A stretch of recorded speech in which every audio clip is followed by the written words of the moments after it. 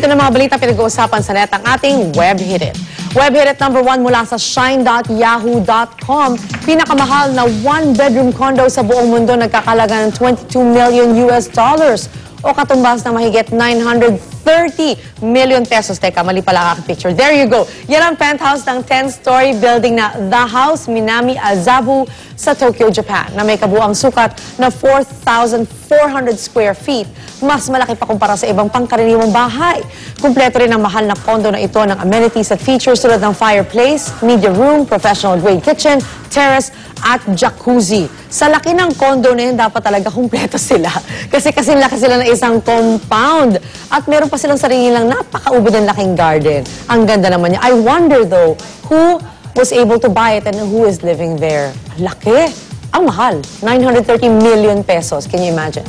At sa ating next Web Hit It, world's largest games, ibinida ng yahoo.com. Literal na malalaki. At gahiganteng laro ang pinakita nila tulad ng Giant Scrabble, ito, na mas malaki pa sa tao. Ang sarap laruin ito.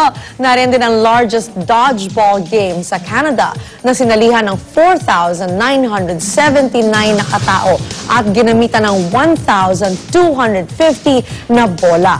Kabilang din ang 15,000 Jenga blocks na ginamit para mabuo ang replika ng Sears Tower na may taas na 30 feet. At ang higanteng Monopoly board game na kayang salihan ng buong barangay. Naku, gustong-gusto yan ng anak ko. Siguro pangarap na pumunta dyan sa Monopoly game. Daling ko nga siya dyan. Why not? Okay. At para sa ating huling Web Hit this morning, uy, Bieber Fever. Justin Bieber at Selena Gomez huli sa Kiss Cam. Nag-trending pa nga sa Twitter ang romantic moment na ito na Justin at Selena. In-upload yan ng fans ng real-life couple. At kuha ito sa isang katatapos lamang na Los Angeles Lakers match. Sa totoo lang, these two have always been very obvious and very was sweet in front of everybody. No? Kahit sino nakaharap nila, they just kiss each other. And it's so cute. At gumagwapo si Justin habang tumatanda. Mama na siya, hindi na siya mukhang baby. So Bieber Fever lives on. At yan muna ang Web Hit It natin for today mga kapuso. Abangan niyo ulit ang ating naming fresh at in na Web Hit It bukas. Samantala, ito po maagang showbiz balita ni Luandy. Thanks, Lynn. Good morning po mga kapuso. Hot na hot ang showbiz news ko ngayon para sa inyo. Kapuso stars Marian Rivera at Katrina Harili may iringan daw sa set ng My Beloved. Dahil sa controversial na tweets ni Katrina na tila raw si Marian ang pinariringgan, usap-usapan ngayon ng umano'y away sa pagitan ng dalawa. Pero itinanggi ito ng My Beloved stars at sinabing wala naman daw problema sa pagitan nila. Ayon pa kay Marian, maayos daw silang magkatrabaho at masaya naman daw sila sa set ng kanilang taping. Mensahe nila sa mga fans, abangan na lang daw ang mga mas matindi pang eksena sa GMA Telebabad soap na My Beloved. Samantala mga kapuso, umabot na po sa demandahan ang away na magkapatid na sina Aramina at Christine Reyes. Nagsampa ng reklamong libel at grave coercion sa Quezon City Prosecutor's Office si Ara laban po sa kanyang nakababatang kapatid matapos ang umanong magpakalat ni Christine ng negatibo at mapanirang text laban sa kanyang ate. Nag-ugat ang iringan ng dalawa matapos silang bumili ng bahay para sa kanilang ina. Kwento ni Ara, napagkasunduan daw nila ng nabayaran ni Christine ang 1 milyong pisong down payment habang siya naman ang maghuhulog sa balanseng 2.3 million pesos. Ngayon daw ay sinisingil ni Christine kay Ara ang perang ibinayad nito. Kahit nasa pangalan naman ni Christine ang bahay at kasalukuyang tinitirhan ng kanilang ina. Nagbanta pa raw si Christine na kukunin ang mamahaling sasakyan ni Ara kapag hindi nito binayaran ang 1 milyong piso. Sinubukang kunin ng GMA News ang panig ni Christine, subalit kapag tinatawagan ang numero niya, ay wrong number ang sinasabi ng sumasagot. Maging ang manager ni Christine ay hindi sinasagot ang aming tawag. Di perang habol ko po dito, ang ano ko po yung pag-uugali niya. Na hindi ko naman...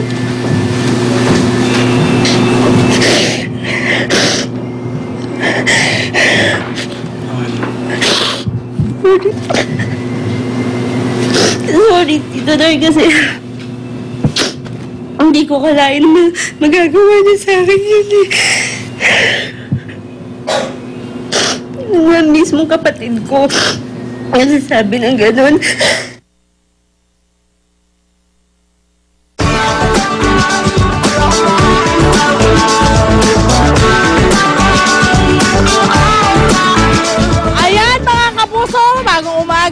Bagong Pag-asa. Siyempre pa ang ating hirit panahon, medyo humahangin-hangin dito sa Commonwealth Avenue.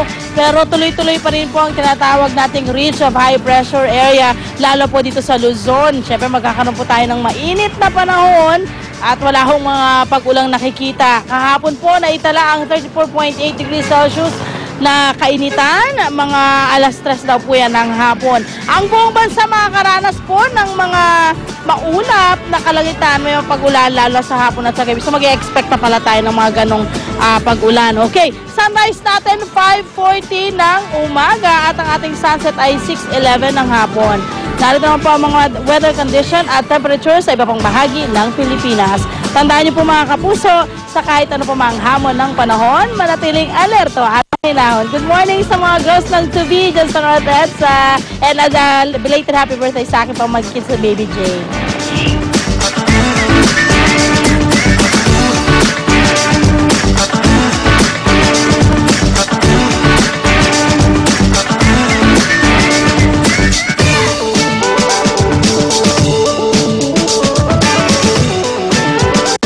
Alright, ang mga chikiting talaga nga namang malilikot at hindi mapigilan ang paglalaro. Nako, lalo na kung puro lalaki pa ang inyong mga anak. Hindi ko alam yan. Alam ni Rhea ang feeling.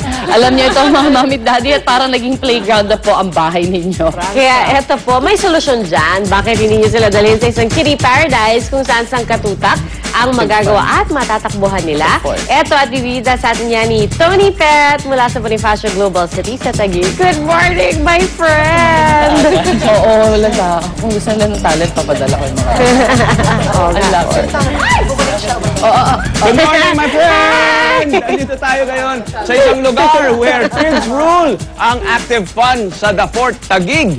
Dito, ibinibigay ang mga pinakabago nilang playground tulad ng ball fountain, meron din silang slide, meron din silang ball swim, meron silang seesaw, at kung ano-ano pa. But wait, there's more, my friend! Meron din silang mga attractions dito na ibibida natin mamaya para sa mga bata na sigurado i-enjoy nila. Di ba, Arn? Yes, at good morning muna mga kapuso. Hindi lang yan, Tony Pet. Meron din silang lugar na pwede tayong mag-party. At syempre, present din ang mga magician at mga mascot tulad dito. Oo, di ba saya? Oo. Tama yan. Kaya abangan nyo ha, maya-maya lamang. Meron kami mga gagawin dito ni Arn, makikisaya kami. At syempre, ipapakilala ang aming special guest. Kaya tutok lamang dito sa unang hirit. I'm feeling sexy and free, like glitter's raining on me. You're like a shot of pure gold. I think I'm about to win. Ay ako, ang saya-saya dyan. Gising na mga bata, walang bibitaw sa pagtambay. Kasama ng paborito niyong barkadahan sa umaga, ito ang Unang Hirit! Give me that, don't you love?